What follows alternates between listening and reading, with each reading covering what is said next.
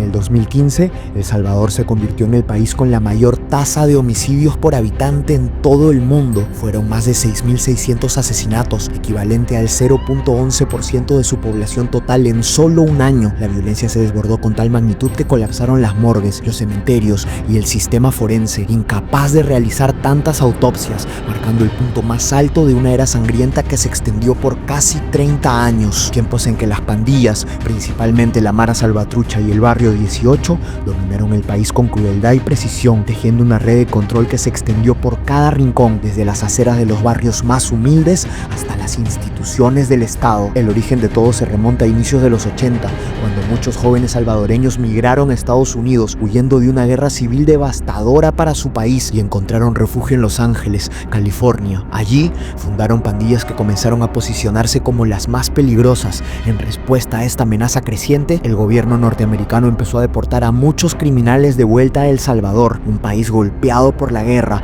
con escaso control estatal, una policía inexperta y mal equipada, abundancia de armas ilegales, instituciones débiles y un sistema judicial colapsado, es decir, tierra fértil para el crimen. Por eso los pandilleros no tardaron mucho en replicar el modelo aprendido en Estados Unidos, iniciando un legado de terror que conduciría al país al abismo, haciéndolo famoso en todo el mundo. Lo primero era el reclutamiento, muchas veces forzado, seguido de un ritual de iniciación, una ceremonia cargada de violencia y simbolismo, donde el aspirante debía elegir su nombre de guerra mientras soportaba una brutal golpiza que ponía a prueba su resistencia y sometimiento. En la mayoría de casos, este bautismo debía sellarse con asesinatos como prueba final de compromiso. Las mujeres debían pasar por lo mismo, pero además eran obligadas a mantener relaciones sexuales con varios miembros o convertirse en pareja de alguno de ellos. Finalmente venían los tatuajes, la marca más distintiva, un sello inconfundible con iconografía macabra que terminaba de forjar una lealtad absoluta y de por vida hacia la pandilla y sus líderes. Además, permitía diferenciarlos de su enemigo directo, ya que la MS-13 y Barrio 18 nunca fueron aliados. Todo lo contrario, su rivalidad por el control territorial nació en Los Ángeles y se importó intacta hasta El Salvador. Esta guerra entre ambos bandos fue personal, despiadada y sin treguas, sembrando por décadas el terror en el país. No lo conquistaron, lo despedazaron y se lo repartieron, tomando el control de casi todo, desde zonas urbanas donde las autoridades debían solicitar permiso para ingresar, hasta el comercio de alimentos básicos como verduras, frutas y carnes. Extorsionaban a los comerciantes que no formaban parte de la pandilla, les cobraban cupo y les imponían préstamos forzados con cuotas de interés altísimas. También se apoderaron del narcotráfico, la prostitución y la trata de personas, generando ingresos millonarios. Para camuflarlos y lavarlos, también tomaron el control de negocios legales, panaderías, hoteles, bares, restaurantes, transporte público y hasta servicios funerarios, buscando cerrar un ciclo que nacía con la muerte. Los gobiernos buscaron por años combatirlas, incluso implementaron a inicios de la década del 2000 el Plan Mano Dura,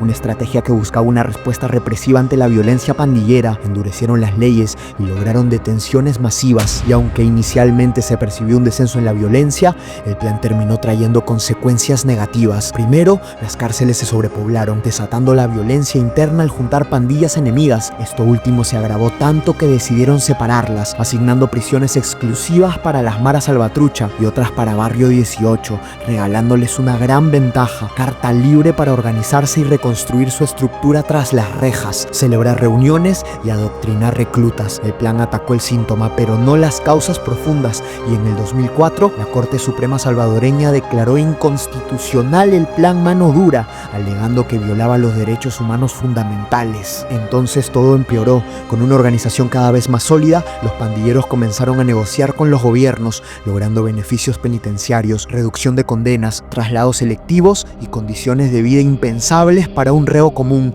convirtiendo las cárceles en centros privilegiados, en fortalezas criminales equipadas con electrodomésticos, televisores, videojuegos, internet, drogas, alcohol, prostitutas y, por supuesto, celulares, transformando las celdas en oficinas de gestión criminal, desde donde dirigían operaciones delictivas a nivel nacional, con total impunidad. Pero ¿qué entregaban las pandillas a cambio? Primero, una reducción de la tasa de homicidios, una pausa momentánea de extorsiones selectivas y la suspensión de atentados públicos, engañando e ilusionando al pueblo salvadoreño por cortos periodos, principalmente en tiempos electorales, donde también ofrecían movilización de votantes e intimidación a opositores. Pasado este periodo, volvían con más fuerza. El poder de las pandillas parecía absoluto. Especialistas internacionales afirmaron que su dominio había alcanzado un punto sin retorno y que ya era imposible derrotarlas. Pero mientras todo atravesaba su punto más crítico en el 2015, un joven de 34 años llamado Nayib Armando Bukele Ortiz pensaba distinto. Estaba convencido de que había una salida y creía conocerla. Su momento de intentarlo llegaría años más tarde. En ese 2015, Bukele acababa de ganar las elecciones municipales de San Salvador, la capital salvadoreña, representando al FMLN, el partido de izquierda por excelencia. Su incursión en la política era reciente. Había comenzado apenas 3 años antes, en el 2012, al ser elegido alcalde de Nuevo Cuscatlán, un pequeño distrito de 10.000 habitantes a 13 kilómetros de la capital. Una de sus primeras acciones fue donar su sueldo como alcalde para financiar becas universitarias. El dinero nunca fue su motivación, ya lo tenía, provenía de una familia poderosa. Su padre fue el exitoso empresario Armando Bukele Catán, un químico industrial de ascendencia palestina convertido al Islam, fundador de las primeras mezquitas en El Salvador. Se casó con Olga Marina Ortiz, una mujer de raíces salvadoreñas y fe católica. Juntos formaron una de las familias más influyentes del país, construyendo un vasto emporio empresarial que abarcaba desde laboratorios farmacéuticos, canales de televisión, fábricas textiles, concesionario de automóviles y motocicletas, ferreterías y agencias de publicidad. En este camino tuvieron 4 hijos hombres, sin imaginar que el mayor de ellos terminaría convirtiéndose en una figura política reconocida a nivel mundial. Nayib estudió junto a sus hermanos en la prestigiosa Escuela Panamericana, una de las instituciones bilingües más reconocidas del país. Durante su etapa escolar, se distinguió por su comportamiento tranquilo y una personalidad algo introvertida, pero rodeado de buenos amigos que hoy ocupan importantes cargos en su gobierno, como María Luisa Hayem, ministra de Economía, Fernando López Larreinaga, ministro de Medio Ambiente, y Juan Carlos Videgain, ministro de Gobernación. Nayib comenzó a construir desde el colegio lazos que más tarde jugarían un papel clave en su administración. Al salir, comenzó estudios de Derecho en la Universidad Centroamericana José Simeón Cañas y al cumplir la mayoría de edad en 1999, empezó a trabajar en Overmet, una de las agencias publicitarias de su padre, especializada en liderar campañas políticas, principalmente del partido que lo acogería más adelante, el FMLN. Bukele participó en la creación de estrategias novedosas para la época, logrando en el 2002 que Carlos Rivas Zamora ganara la alcaldía de San Salvador. Ese éxito le abrió puertas a campañas de mayor envergadura, como la candidatura presidencial de Shafiq Hamdal en el 2004 y la de Mauricio Funes en 2009. Este último se convertiría en presidente.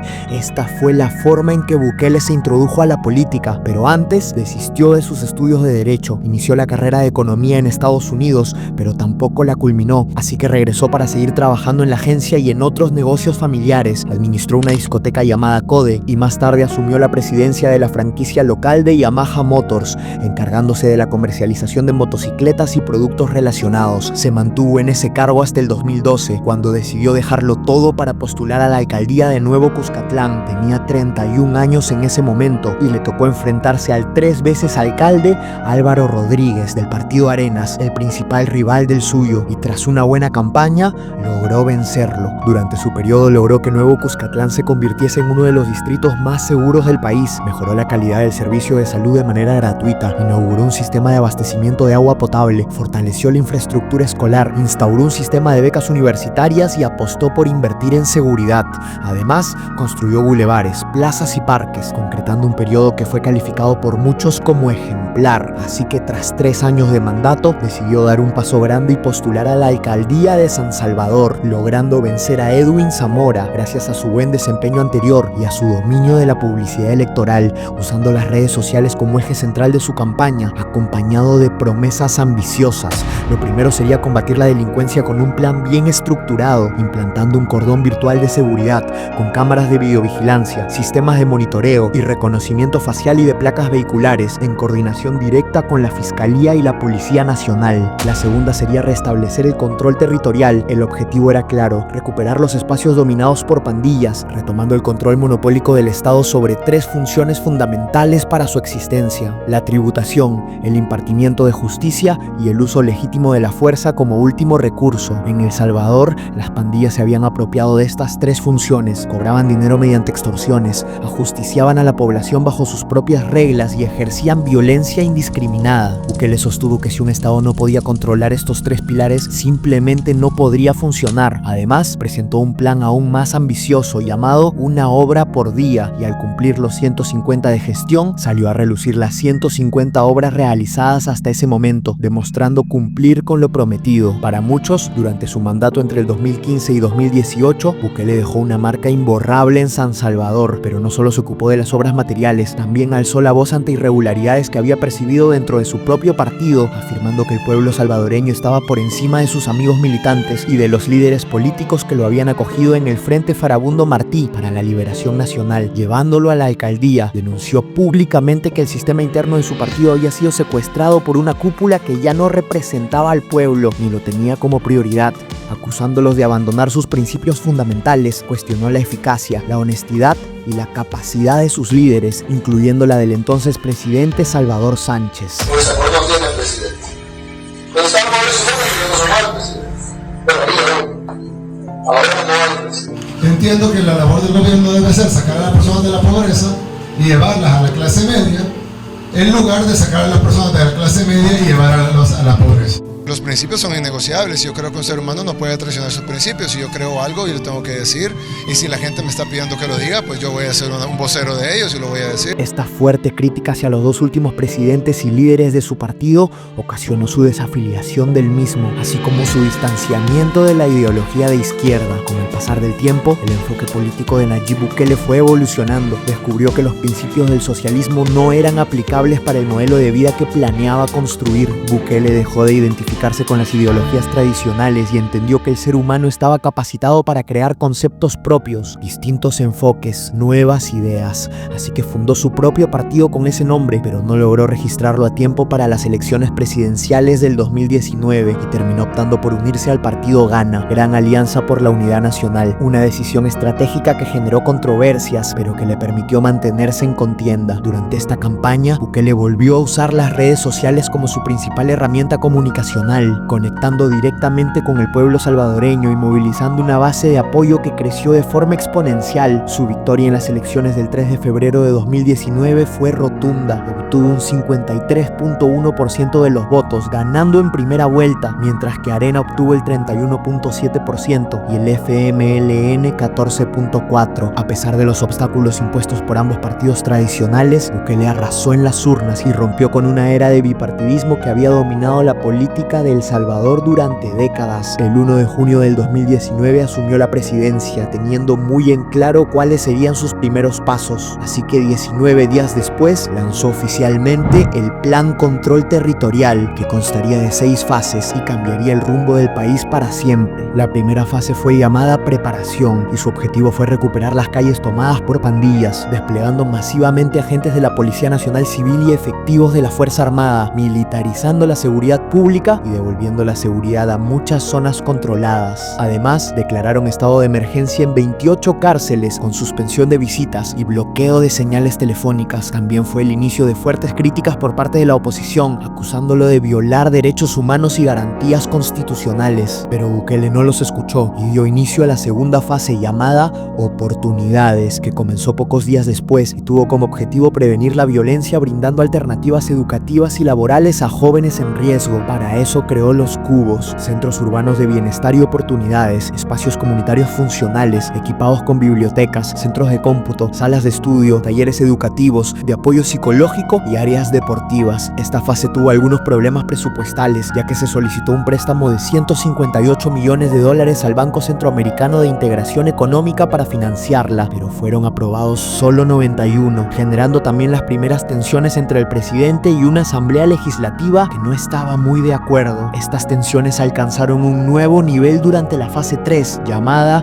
modernización. Iniciada el 1 de agosto del 2019, esta fase tenía como propósito destinar $210 millones para equipar y fortalecer las capacidades tecnológicas, logísticas y operativas de la Policía Nacional y la Fuerza Armada. Necesitaban drones, helicópteros, vehículos blindados, armamento avanzado y sistemas modernos de comunicación, además de infraestructura y otros recursos tecnológicos indispensables para combatir las pandillas desde todos los flancos. El Banco Centroamericano aprobó un préstamo inicial de 109 millones y el gobierno de Corea del Sur otorgó una donación de 5 más. Sin embargo, el 30 de enero del 2020, la Asamblea Legislativa, con los votos de Arena y el FMLN, rechazó la aprobación de este préstamo, cuestionando la efectividad del Plan Control Territorial y manifestando su desacuerdo con el nivel de endeudamiento que implicaba. Ante esta negativa, el 9 de febrero Bukele entró furioso al Parlamento, acompañado de 40 soldados, para manifestar su determinación de llevar a cabo la fase 3 del plan.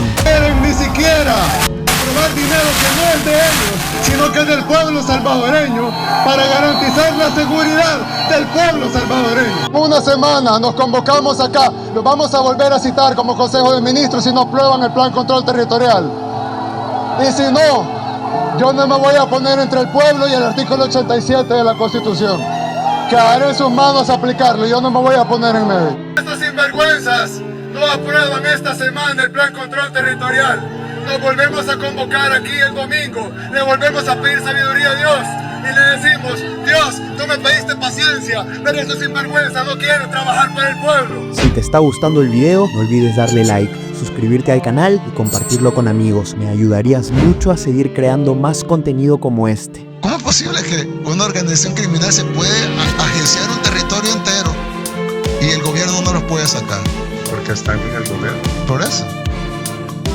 Solucionar está la teoría y la ejecución. La ejecución tendrá sus complejidades, pero principalmente hay que partir de la teoría, y es que no hay Estado que no pueda eliminar la delincuencia. La Asamblea Legislativa se impuso y rechazó el préstamo, provocando un tenso choque de poderes. En respuesta, el presidente Bukele amenazó con disolver el Parlamento y muchos de sus miembros lo acusaron de golpista, de atentar contra el orden constitucional. Desde entonces, varios parlamentarios opositores comenzaron a calificarlo de dictador y la comunidad internacional expresó su preocupación por la inclusión de militares en el reclamo del presidente. Este conflicto logró truncar el avance de la fase 3 y tan solo un mes después, el país enfrentó la llegada de la pandemia, que obligó a redirigir las prioridades del Estado. Pero a pesar de ello, Bukele no retrocedió en su compromiso hacia el Plan Control Territorial e intensificó su campaña política contra sus opositores, acusándolos de haber cometido un fallo imperdonable en materia de seguridad ciudadana. Esta confrontación se convirtió en el eje central de cara a las elecciones legislativas de febrero del 2021. Un año después, en mítines y a través de las redes sociales, Bukele le pidió a la población no votar por los mismos de siempre y depositar su confianza una vez más en él, asegurando que con una nueva asamblea podría por fin concretar la fase de modernización y reducir aún más los niveles de criminalidad. Y así pasó. El 28 de febrero, Bukele obtuvo en estas elecciones una amplia mayoría legislativa, dejando a sus opositores con muy pocos escaños. Con este nuevo poder, el presidente y la nueva asamblea destituyeron a 5 jueces titulares de la Corte Suprema de Justicia, quienes habían sido críticos de sus políticas y habían bloqueado varias de sus iniciativas, argumentando la típica defensa de proteger los derechos humanos fundamentales. Bukele ya estaba harto de esta excusa, así que esa misma noche nombró a 5 sucesores, magistrados alineados con su visión política. Con esta decisión terminó de consolidar su influencia sobre los 3 poderes del Estado, lo que le permitió por primera vez ejecutar su proyecto sin frenos institucionales, un movimiento que suele ser sumamente peligroso para la mayoría de países. Por supuesto, esto desató contundentes críticas internacionales.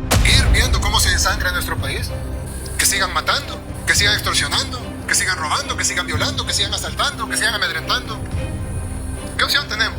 Porque me imagino que ustedes se frustraban cuando llevaban el montón de pandilleros arrestados y a los 3 días salían libres por jueces corruptos. Dicen defender la Constitución, son cómplices de los pandilleros. Y no lo digo yo, ustedes lo han vivido durante años, llevando a esos criminales tras las rejas y los jueces liberándolos. Hace unos días agarramos a un cabecilla, uno de los tantos cabecillas que se han agarrado, que fue llevado 7 veces, capturado. Entre 2005 y 2016 lo capturaron ustedes 7 veces, y las 7 veces salió libre. El 6 de julio del 2021, la nueva Asamblea Legislativa aprobó el préstamo de $109 millones para financiar la fase de modernización, marcando el inicio de una transformación profunda en el aparato de seguridad del Estado. Esta inyección de recursos permitió la compra de 4.000 cámaras de seguridad, 113 drones con sensores térmicos y altavoces, así como vehículos tácticos especializados, diseñados para resistir emboscadas en zonas de alto riesgo. Parte del presupuesto también fue destinado a repotenciar infraestructuras clave, pero la modernización no solo fue material, también se crearon nuevos espacios de entrenamiento y capacitación, poniendo énfasis en inteligencia, análisis criminal y operaciones tácticas. Los resultados no tardaron en reflejarse en la fase 4 del plan, llamada incursión. Su objetivo era claro: penetrar y desarticular estructuras criminales enquistadas en comunidades de difícil acceso, territorios dominados por las pandillas, intocables hacía pocos meses atrás. La táctica empleada fue el cerco militar, que consistía en bloquear barrios enteros mientras se identificaba y capturaban a los pandilleros ocultos dentro de la población. Para lograrlo, Bukele ordenó duplicar el número de efectivos militares desplegados, de 20.000 a 40.000 soldados. Esta fase empezó en julio del 2021 y para septiembre, las localidades más inseguras registraron una caída del 75% en homicidios con respecto al año anterior, y El Salvador pudo por fin salir de las listas de las naciones más violentas del mundo, reduciendo la tasa de 106 a 17 homicidios por cada 100.000 habitantes, la cifra más baja desde 1992. Todo parecía indicar que el plan avanzaba de forma progresiva y sostenida y que los índices seguirían cayendo. Sin embargo, el 26 de marzo del 2022, el país sufrió un abrupto repunte de violencia que tomó a todos por sorpresa. 62 homicidios en un solo día como represalia de las pandillas ante las medidas del gobierno. Este sábado negro fue considerado como el día más violento en la historia reciente de El Salvador. Esto desató la furia del gobierno de Nayib Bukele, quien respondió con medidas drásticas e inmediatas. Tan solo horas después de esta masacre, convocó una sesión extraordinaria de la Asamblea Legislativa, en la que se decretó el ya famoso régimen de excepción, suspendiendo temporalmente varios derechos constitucionales como la libertad de asociación, la inviolabilidad de las comunicaciones y las garantías procesales. Es decir, a partir de ese momento, las autoridades podían ingresar a las viviendas y efectuar arrestos sin necesidad de una orden judicial. Una sospecha razonable bastaba. Además, el plazo de detención preventiva se amplió de 3 a 15 días, otorgando más tiempo a las autoridades para investigar antes de presentar cargos. También se autorizó la intervención de telecomunicaciones, permitiendo interceptar llamadas para prevenir actividades delictivas. Por último, se suspendió el derecho a la defensa, restringiendo el acceso inmediato a un abogado y limitando la posibilidad de interponer recursos legales. Los delincuentes habían perdido esos derechos bajo los cuales se amparaban, ya no podrían ni siquiera defenderse. Por supuesto, los organismos internacionales defensores de los derechos humanos pusieron el grito en el cielo, se mostraron sumamente preocupados, mientras que sus defendidos decidieron contraatacar con amenazas directas. Empezarían a asesinar civiles al azar si el presidente no se detenía. Por ahí andan rumores que quieren empezarse a vengar de la gente honrada, al azar. Hagan eso y no va a haber un tiempo de comida en las cárceles. Uno. A ver cuánto tiempo duran sus hombres allá adentro. Les juro por Dios que no comen un arroz. Y vamos a ver cuánto tiempo duran. Que no me importa lo que digan los organismos internacionales, que vengan a proteger a nuestra gente. La respuesta de Nayib Bukele fue dura y desafiante. Acusó a las ONG y a la comunidad internacional de defender a los asesinos en lugar de a las víctimas, afirmando que sus medidas eran necesarias y que la guerra contra las pandillas ya se había desatado y no pensaba detenerla. En este contexto, nombró como nuevo ministro de Justicia a Gustavo Villatoro, quien se convertiría en su brazo derecho. A partir de entonces, las calles se llenaron de policías y soldados, estableciendo cercos de seguridad y ejecutando operativos masivos, ingresando casa por casa, irrumpiendo fuertemente armados y sacando a decenas de jóvenes esposados bajo sospecha de pertenecer a estructuras criminales. Simultáneamente, se implementaron medidas extremas dentro de las cárceles, se redujeron las raciones de alimentos, se prohibió el acceso a luz solar y se retiraron las colchonetas de las camas. El presidente sentenció todo con un mensaje contundente: no van a salir libres, y aprobó reformas legales que aumentaron las condenas: 45 años de prisión para los cabecillas, pandillas, 30 años para los miembros de menor rango, 10 años para adolescentes de 12 a 15 y 20 años para jóvenes de 16 a 18, eliminando las indulgencias para menores de edad. Finalmente, se aprobó un presupuesto extraordinario de 60 millones para la Policía Nacional Civil y 20 millones para la Fuerza Armada, con la finalidad de expandir los operativos de seguridad en todo el país. 2 semanas después de iniciado el régimen de excepción, más de 10.000 salvadoreños habían sido encarcelados bajo sospecha de terrorismo, una cifra asombrosa para un país de 6.5 millones de habitantes. Este momento marcó el inicio de la fase 5 del plan, denominada extracción, cuyo objetivo central fue remover hasta el último pandillero de las comunidades del país, capturando a aquellos que aún permanecían ocultos. En este proceso también se incautaron más de 2.000 armas, 14.500 celulares y 1.5 millones de dólares en efectivo, desarticulando la logística financiera de las maras Salvatrucha y Barrio 18. Gracias a estas acciones, el gobierno anunció que todos los territorios previamente controlados por las pandillas habían sido recuperados, y el 21 de julio del 2022 reveló que más de 40.000 terroristas habían sido arrestados, una cifra impresionante que terminó desbordando la capacidad del sistema penitenciario existente. Ante esta situación, el presidente planteó la necesidad urgente de una nueva prisión de alta capacidad, equipada con tecnología reforzada y medidas de máxima seguridad.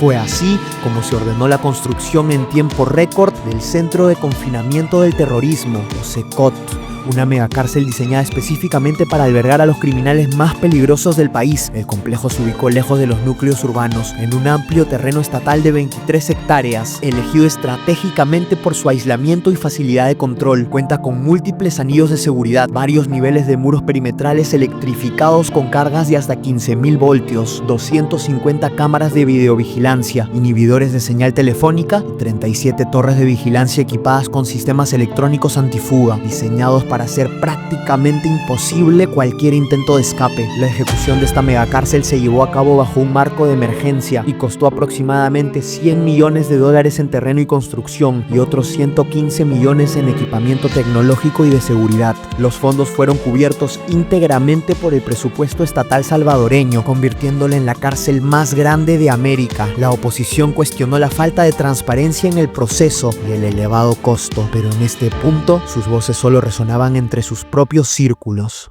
Bueno, yo siempre he dicho, lo he dicho antes y lo he dicho ahora, el dinero alcanza cuando nadie roba. Alguien puede decir entonces, ¿por qué están pidiendo financiamiento?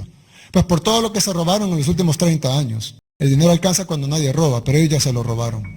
El CECOT está ubicado en Tecoluca, a 74 kilómetros de la capital. Es un coloso de concreto fuertemente custodiado. Cada una de sus 32 celdas colectivas tiene una capacidad teórica superior a 100 reclusos y está equipada con lo esencial: literas de metal sin colchón, un par de sanitarios de cemento y cámaras de vigilancia permanentes. No hay espacio al aire libre ni acceso a actividades recreativas. Además, existen celdas de castigo de 3x3 metros, donde los internos menos cooperativos pueden ser confinados hasta 15 días, con apenas un pequeño orificio en el techo que deja entrar una tenue luz. Para evitar traslados innecesarios, el CECOT cuenta con salas de audiencias judiciales dentro del penal, lo que permite que los procesos legales se lleven a cabo sin que los internos salgan del recinto. No tienen derecho a visitas familiares ni conyugales y es posible que jamás vuelvan a verlos. Las celdas están iluminadas artificialmente las 24 horas del día y la comida se sirve sin proteína animal, carne, ni cerdo, ni pollo, ni pescado. Para Nayib Bukele, ninguno de ellos merece una dieta superior a la que muchos ciudadanos aún no pueden permitirse, y volverán a comer carne el día que cada uno de ellos tenga lo mismo en su plato, ya que de lo contrario sus impuestos estarían destinados a alimentar con privilegios a aquellos que fueron verdugos de sus familiares y amigos.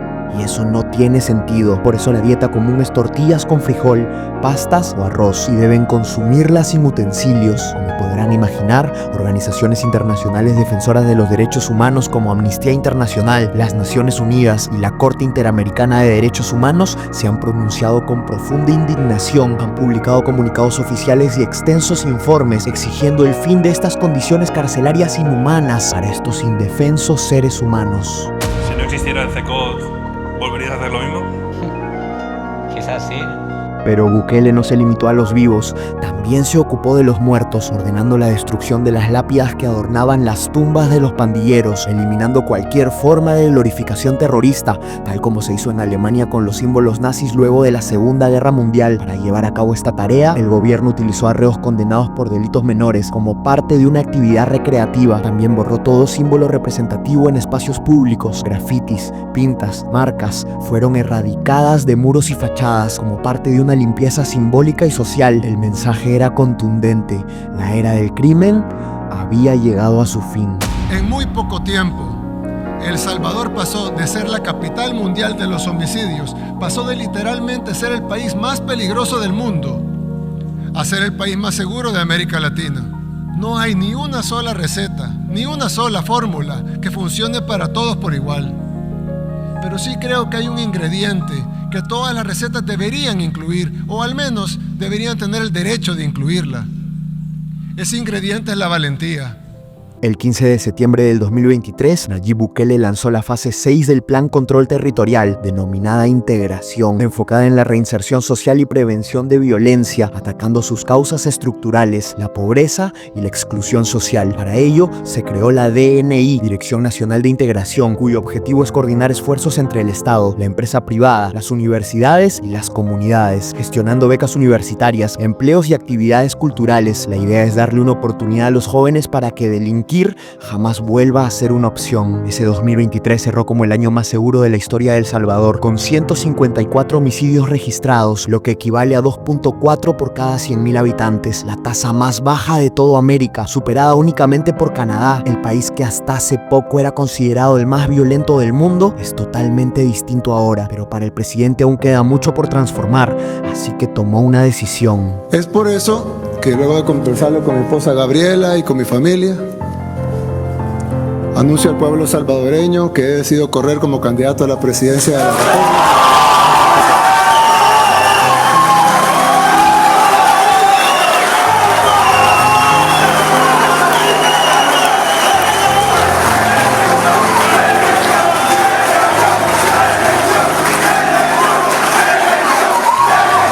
El 4 de febrero del 2024, Nayib Bukele fue reelegido presidente de El Salvador con el 84.6% de los votos, y es evidente por qué. Desde su llegada, millones de salvadoreños han podido salir a las calles sin tener miedo, y sus hijos pueden jugar en los parques, algo que ellos jamás pudieron hacer, porque de hacerlo, corrían el riesgo de ser secuestrados y jamás volver. Ahora los comerciantes pueden trabajar tranquilos, sabiendo que no serán amenazados o extorsionados. Muchos aseguraron que no había solución, que era muy difícil combatirlos, que algo enquistado por tantos años no podía resolverse de la noche a la mañana, y tantas otras excusas que muchos gobiernos ponen por delante. Pero en El Salvador ocurrió algo distinto, impensado. No hay gobierno que no pueda eliminar la delincuencia, es absurdo.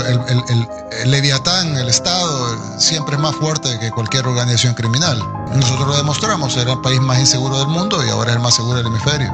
Y claro, esa organización criminal de Brasil es mucho más grande, pero también el Estado de Brasil es mucho más grande y fuerte y poderoso que la organización criminal. Según Nayib Bukele, su lucha aún no ha acabado. Así como declaró una guerra frontal contra el terrorismo de las pandillas, ahora empezará una contra la corrupción. Esta vez sus enemigos no llevan tatuajes, sino cuellos blancos, y pueden ser incluso más peligrosos, pero tienen los días contados, ya que el presidente ha anunciado la construcción de una nueva cárcel inspirada en el CECOT y llamada Centro de Confinamiento de la Corrupción, o CECOC, y ha pedido a la Fiscalía investigar a todos los funcionarios públicos, empezando por los de su propio partido. Así como construimos una cárcel para los terroristas, también construiremos una cárcel para los corruptos. Así como desplegamos fuerzas de seguridad del Estado y acorralamos a los pandilleros hasta llevarlos a la cárcel, así también actuaremos con los delincuentes de cuello blanco, vengan de donde vengan. No importa si robó hace 1, 5, 10, 30 años. Les recuerdo que gracias a las reformas hechas en esta Asamblea Legislativa, los delitos de corrupción ya no prescriben. Mientras que en muchas partes del mundo los gobiernos aún debaten sobre cómo enfrentar el crimen sin incomodar a nadie ni desafiar enemigos poderosos, en un país casi perdido apareció alguien dispuesto a asumir el reto de recuperarlo y en poco tiempo le demostró al mundo lo que es capaz de hacer un presidente cuando realmente quiere gobernar, cuando su enfoque no está en robar, en negociar con delincuentes y narcos, en usar testaferros para crear empresas y ganar concesiones amañadas e inventar todo tipo de excusas para no hacer nada. Muchos pueden considerar que los métodos de Nayib Bukele han sido extremos, pero las condiciones exigían ser implacables y gracias a eso su pueblo dejó de vivir con miedo. Ahora los que viven así son ellos, los asesinos, secuestradores, extorsionadores, violadores. Millones de ciudadanos alrededor del mundo aseguran necesitar un presidente como el de El Salvador para enfrentar la delincuencia profunda que carcome sus países. Y yo también soy parte de esa larga lista. Por eso decidí hacer esta historia, porque es necesario recordar que los gobiernos tienen el poder de enfrentar el problema. Lo que no tienen es la valentía ni las ganas de hacerlo. Quizás algún día llegue alguien que cuente con ambas y espero tener el privilegio de poder verlo, sentarme frente a la computadora y empezar a escribir esa historia. Si te gustó el video, te invito a darle like, a suscribirte y a buscar otros dentro del canal que también podrían gustarte. Nos vemos en la siguiente historia. Adiós. Algunos me dicen que soy valiente porque estamos enfrentando a los terroristas, al narco, a la Fed, a organismos internacionales, a grandes potencias mundiales, a la oligarquía local. Y tal vez, les digo, soy valiente comparado con los parásitos que nos gobernaron antes.